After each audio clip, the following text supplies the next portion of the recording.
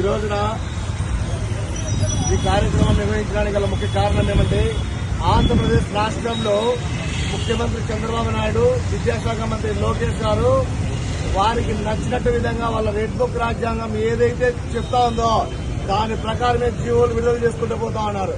గతంలో ఏ ప్రభుత్వం కూడా ఇలాంటి జీవో ఎప్పుడు కూడా ఏ రాష్ట్రంలో కూడా లేనటువంటి జీవోని ఈ రోజు మన ఆంధ్రప్రదేశ్ రాష్ట్రంలో జీవో విడుదల చేశారంటే సిగ్గుచేటుగా ఉంది. ఈ రోజు జీవో నెంబర్ 30ని విడుదల చేశారు. ఈ రోజు కేవలం విద్యార్థి సంఘాలకు మాత్రమే కాదు, స్కూళ్లలోకి పోవడానికి పత్రికా విలేకరులకు కానీ ఏ ఒక్కరికి కూడా లోపలికి వెళ్ళడానికి లేకుండా ఆంక్షలు విధించినారు. మీరు ఈ కార్యక్రమానికి మీరు ఎందుకు ఓడిపెట్టినారనేది మొత్తం రాష్ట్రం మొత్తం కూడా మేల్కొని చూసిందని కూడా చెప్తా ఉన్నాం.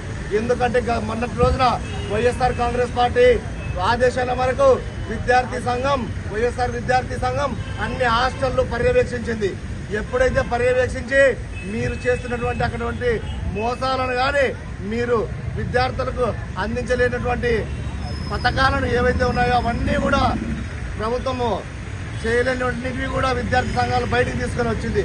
ఇది జరిగిన వెంటనే ఇప్పుడైతే మళ్ళా స్కూళ్ళలో మీరు ఇచ్చినటువంటి నాణ్యత లేని పుస్తకాలు, బ్యాగులు, షూస్ ఇవన్నీ కూడా బయటకు వస్తాయనే ఉద్దేశంతోనే మీరు ముఖ్యంగా ఈ జీవోని విడుదల చేశారు. మేము విద్యార్థి సంఘం తరపున అనేక కార్యక్రమాలు చేస్తాం. అనేక కార్యక్రమాలతో మీ మెడలు కూడా వంచుతాం. వెంటనే మీరు కానీ ఈ జీవోని రద్దు చేయలేదంటే కేవలం విద్యార్థి సంఘాలే కాదు, పత్రికా విలేకరులు, మీడియా మిత్రులు మీకు కూడా ఈ జీవో మీకు కూడా వర్తిస్తుందని మేము పత్రికాముఖంగా తెలియజేస్తున్నాం. మీరు కూడా దీనిపైన బాగా దృష్టి పెట్టాలని కూడా మేము తెలియజేసుకుంటున్నాం.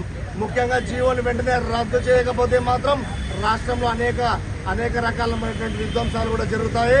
దయచేసి మీరు గుర్తుపెట్టుకోండి, వెంటనే జీవోని రద్దు చేయండి అని కూడా మేము మీకు ప్రభుత్వానికి డిమాండ్ చేస్తా ఉన్నాం.